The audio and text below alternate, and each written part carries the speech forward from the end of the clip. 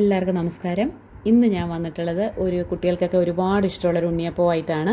ഇപ്പോൾ ദീപാവലിയൊക്കെ വരല്ലേ, അപ്പോൾ എല്ലാവരും എന്തായാലും എണ്ണ പലഹാരങ്ങളൊക്കെ ട്രൈ ചെയ്യുന്ന കൂട്ടത്തിൽ ഉണ്ണിയപ്പവും കൂടെ ഉണ്ടാക്കുമല്ലോ. അപ്പോൾ ഞാൻ വിചാരിച്ചു എന്നാൽ പിന്നെ ഒരു വീഡിയോ ഇട്ടേക്കാമെന്ന് വിചാരിച്ചു. എല്ലാവർക്കും വീഡിയോ ഇഷ്ടപ്പെടുകയാണെങ്കിൽ ലൈക്ക് ചെയ്യുകയും സപ്പോർട്ട് ചെയ്യുകയും വേണം. അപ്പോൾ നമുക്ക് വീഡിയോ കാണാം.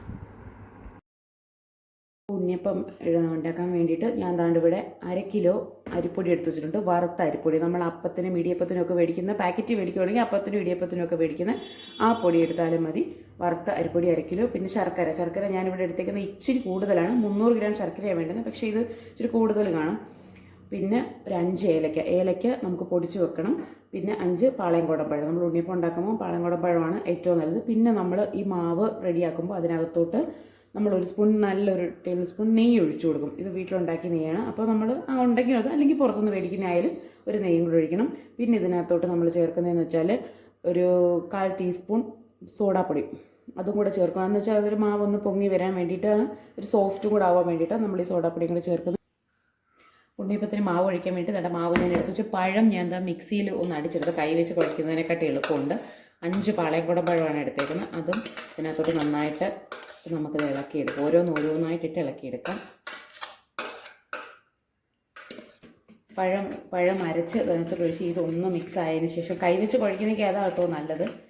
അങ്ങനെ കൈ പറ്റണ്ടെന്ന് വിചാരിച്ചിട്ടാണ് ഇങ്ങനെ ചെയ്യുന്നത്. ഇനി ഇതിലേക്ക് നമുക്ക് ശർക്കര ഉരുക്കിയത് ഒഴിച്ചു കൊടുക്കാം. ഇനി ഇതിലേക്ക് ഞാനിപ്പോൾ 300 ഗ്രാം ശർക്കരയാണ് എടുത്തേക്കുന്നത്. ഇത് നമ്മുടെ മധുരം അനുസരിച്ച് നമുക്ക് കൂട്ടുകയും കുറയ്ക്കുകയും ചെയ്യാം. കുറച്ച് ഒഴിച്ചിട്ട്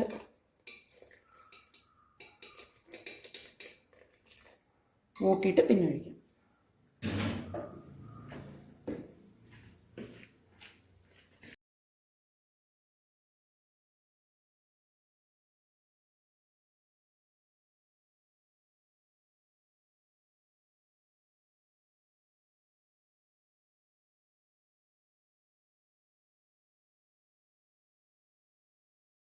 ഇനി ഇതിലേക്ക് ഒരു 1/4 ടീസ്പൂൺ ബേക്കിംഗ് സോഡയും കൂടെ ചേർത്തിട്ട്, ഏലക്ക ഒരു 3 4 ഏലക്ക, അത് നമ്മുടെ മണത്തിനനുസരിച്ച് അതും കൂടെ ഇട്ടിട്ട് നന്നായിട്ട് ഇളക്കിയെടുക്കാം.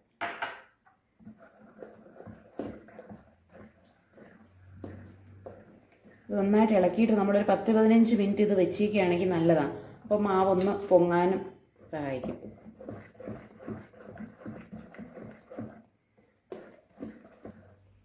എല്ലാം നന്നായിട്ട് മിക്സാക്കി, അരിപ്പൊടി, പഴം, ശർക്കര, ഏലക്ക, സോഡാപ്പൊടി, പിന്നെ അതിലേക്ക് നല്ലൊരു ടേബിൾ സ്പൂൺ നെയ്യും കൂടെ ചേർത്ത് നമുക്കിതിനെ കുറച്ച് സമയം ഇങ്ങനെ തന്നെ ഇരിക്കട്ടെ. അതിനുശേഷം നമുക്ക് ഉണ്ണിയപ്പം ഉണ്ടാക്കാൻ വേണ്ടിയിട്ട് കണ്ട ഞാൻ പാൻ അടുപ്പത്ത് വെച്ചു. ഇനി ഇതിനകത്തോട്ട് എണ്ണ ഒഴിച്ചു കൊടുക്കാം. നമുക്ക് മുങ്ങി നിൽക്കാൻ പരുവത്തിന് എണ്ണ വേണേ. എണ്ണ ഒഴിച്ചു. ഇനി ഇത് നന്നായിട്ട് ചൂടാവട്ടെ. അതിനുശേഷം നമുക്ക് മാവ് ഒഴിച്ചു കൊടുക്കാം. എണ്ണ നന്നായിട്ട് ചൂടായിട്ടുണ്ട്. നമുക്ക് കുറേശ്ശെ മാവ് ഓരോന്നോരം ഒഴിച്ചു കൊടുക്കാം.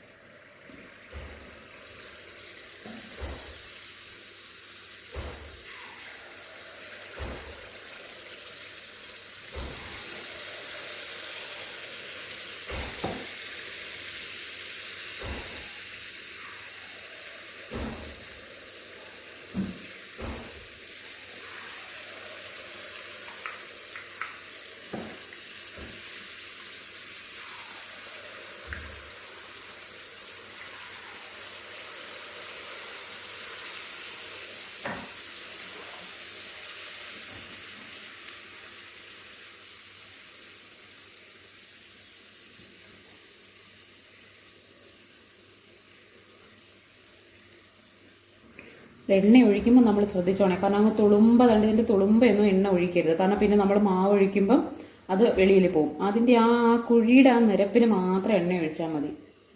ഇടയ്ക്കൊന്ന് തിരിച്ചിട്ട് കൊടുക്കാം.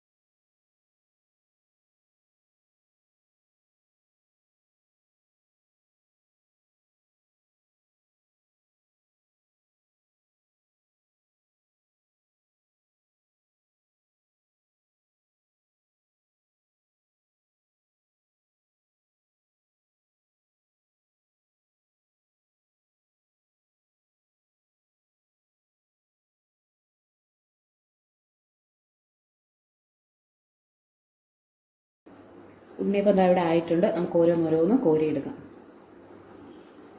തീ കുറച്ചിട്ടാണ് ഞാൻ എടുക്കുന്നത്.